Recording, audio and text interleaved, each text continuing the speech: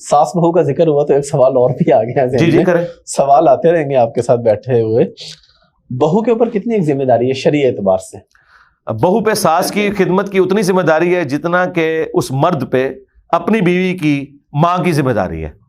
اچھا. تو آج تک یہ کسی نے پوچھا ہے کہ اگر دیکھنا جی شادی اس نے اس لیے کی ہے کہ وہ نوکرانی بن گئی ہے کہ ایک عورت اپنے خاوند کی ماں کی خدمت کرے تو اس کے بدلے میں وہ خاوند اپنی بیوی کی ماں کرے. اگر وہ خاوند کہتا ہے نہیں اس کی ذمہ داری ہے تو سرکار اس کی تو کوئی ذمہ داری نہیں ہے. قرآن میں تو بیوی کا نان و نفقہ مرد کے ذمہ ہے, عورت کے ذمہ تو کچھ نہیں ہے. ایون حیران کن بات بتاؤں, بیوی اپنے بچے کو دودھ پلانے کا خرچہ بھی اپنے خاوند سے ڈیمانڈ کرے گی طلاق کے بغیر ساتھ رہتے ہوئے. تو اندازہ کریں تو یہ کون سا اسلام ہے؟ اسلام میں ساس بہو کا رشتہ ایگزسٹ ہی نہیں کرتا. یہ میرا چیلنج ہے, کوئی دنیا کا عالم مجھے کسی ضعیف حدیث سے ساس بہو کا رشتہ بتائے, کوئی اس کے احکامات بتائے. اسلام میں تو فیملی میاں بیوی اور بچے ہیں, ساس بہو کا کوئی لینا دینا نہیں ہے اس طرح کے انٹریکشن کا. اس زمانے میں جب شادی ہوتی تھی فیملی الگ ہوتی تھی, ضروریات کم تھی نا, خیمہ الگ لگ گیا. اچھا آج کل ہماری مجبوری ہے combined system, combined family system میں پھر کچھ دو کچھ لوگوں کا. یہ نہیں ہے کہ ساس اپنی بیٹی کے بارے میں تو یہ عقیدہ رکھے کہ اس کی ساس اس کے ساتھ کوئی فالتو کام نہ کروائے اور اپنی بہو سے وہ سارے کام لے رہی ہو. تو یہ کام تو نہیں ہونا چاہیے. کرٹسی میں کوئی کر دے تو کر دے, ادروائز ذمہ داری اس کی کوئی نہیں ہے جی, سیدھی سی بات. اور اگر کوئی بیوی یہ کہے اپنے خاوند سے کہ مجھے علیحدہ گھر چاہیے, کہنا چاہیے علیحدہ ہی رہنا چاہیے. اچھا ہاں, جو عورتیں ماں باپ ناراض ہوں. جی میں آپ کو بتاؤں سرکار ایسا نہیں ہے. جو اپنے خاوندوں کو لے کے الگ ہوئی ہوئی ہیں نا, ان کے ساتھ تمیز کے ساتھ پیش آتی ہیں, وہ ساسیں بھی عزتیں کرتی ہیں. دیکھو کتنی آؤ بھگت کرتی ہیں. جو ساس ذلیل ہو رہی ہوتی ہے نا وہ مرتے دم تک ذلیل ہوتی ہے. یہ ہر گھر کی سٹوری ہے, آپ جا کے پوچھ لیں. جو بہو ہو رہی ہوتی ہے, جو بہو ساتھ رہتی ہے وہ پوری زندگی ذلیل ہوتی ہے, اور جو اپنے خاوند کو لے کے الگ ہو جاتی ہے نا وہ کبھی کبھار آتی ہے نا, اس کی عزت بھی ہوتی ہے. الٹا وہ جو بہو رہ رہی ہے اس کی خدمت بھی وہ اس کی بھی وہ کر رہی ہوتی ہے. تو یہ الگ ہونے میں ہی عافیت ہے. لیکن یہ یاد رکھیے گا یہ ایک پہلو ہے. الگ ہونے کا یہ مطلب نہیں ہے کہ اس مرد سے ماں باپ کی ذمہ داری اٹھ گئی ہے. نہیں, آپ کے ماں باپ کا حق توحید کے بعد 4 دفعہ قرآن میں آیا ہے, آپ کے اوپر ہے. جو بخاری مسلم میں ہے کہ تجھ پہ سب سے زیادہ حق تیری ماں کا ہے.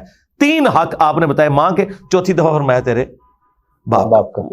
ماں باپ مجھ پہ حق رکھتے ہیں کہ میں ان کی دیکھ بھال کروں. اور دیکھ بھال کیا ہے؟ دیکھ بھال یہ نہیں ہے کہ میں نے جا کے ان سے اپنی بیوی کی غیبتیں سننی ہیں, یہ چغلیاں سننی ہیں. حق یہ ہے کہ میں نے ان کے پاس بیٹھ کے دل جوئی کرنی ہے, بیمار ہو جائیں ڈاکٹر کے پاس لے کے جانا ہے, ان کے کھانے پینے کا اہتمام کرنا ہے.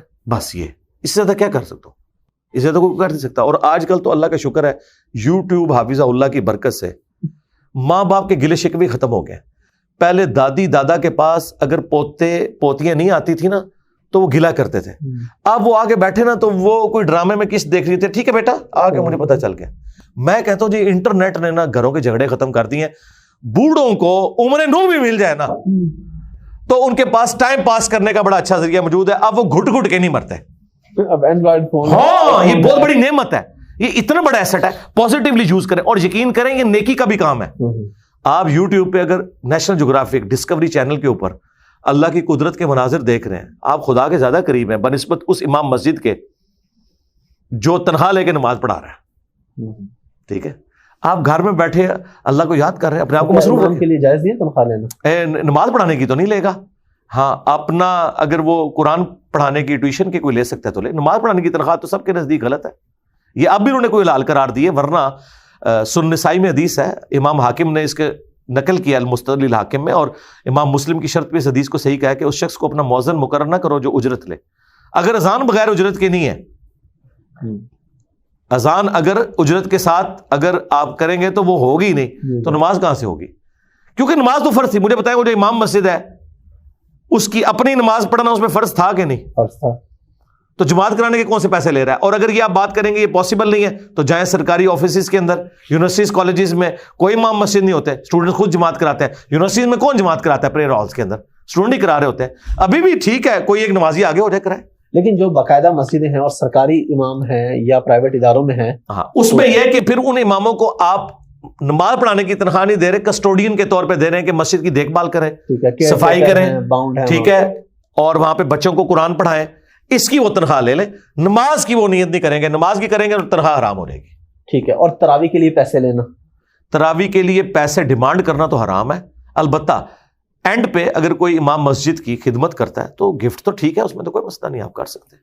لیکن ویسے نہیں آپ اس سے ڈیمانڈ پیسے کیسے آپ کر سکتے؟ نماز پڑھا رہے ہیں نا, ہاں قرآن کی ٹیوشن اگر کوئی پڑھائے نا ایز اے نالج, وہ تو بخاری مسلم میں حدیث ہے کہ سب سے بہترین چیز جس سے تم کمائی کرتے ہو وہ اللہ کی کتاب ہے. وہ اس کانٹیکسٹ میں تھی کہ وہ ایک قبیلے کے بندے کو سانپ نے ڈس لیا تھا, دوسرے صحابی نے سورہ فاتحہ پڑھ کے دم کیا تھا اور پورا بکریوں کا ریوڑ لیا تھا. نبی الاسلام نے اس میں سے خود نوش فرمایا تاکہ اسٹیبلش ہو جائے کہ یہ حلال ہے. تو اس پہ آپ نے فرمایا تھا کہ قرآن کی اجرت اگر کوئی لیتا ہے تو سب سے بہترین کمائی ہے, لیکن یہ والی اجرت, دم والی قرآن کی ٹیوشن. لیکن ٹیوشن میں یاد رکھیں, ابو داؤد میں حدیث ہے کہ جس نے قرآن کی ٹیوشن اس طریقے سے پڑھائی ہے کہ کسی غریب آدمی کے اوپر ظلم کیا ہے تو آگ کی کمان وہ لے کے جا رہا ہے, کیونکہ وہ ایک صحابی نے ایک غریب بندے سے جو ہے نا وہ ڈیمانڈ کر لی تھی.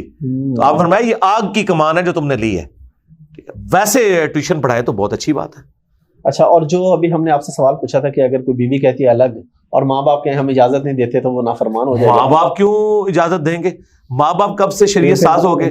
آپ نے کلمہ اس کا پڑھا ہے جس کی قبر مدینے میں, ماں باپ کا کلمہ پڑھا ہے, ٹھیک ہے, ان کو بتائیں پھر ساس بھی کبھی بہو تھی, اسے کہیں کہ اماں مجھے ذرا قرآن پہ حلف دے کہ تیری بھی یہ خواہش نہیں تھی. تو آج وہی خواہشات جو ہے تو دوسروں کو بھی رائٹ دو نا, ٹھیک ہے.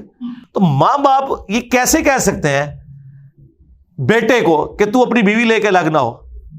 یہ تو نہیں کہ یہ وہ کہہ سکتے ہیں کہ تو ہمارے حقوق پورے کر, ٹھیک ہے. وہ تو پورے کرے گا, میں نے بتایا وہ تو اس نے ضرور پورے کرنے ہیں. الگ گھر تو اس کی یعنی اس کا رائٹ ہے, کیوں نہ کرے.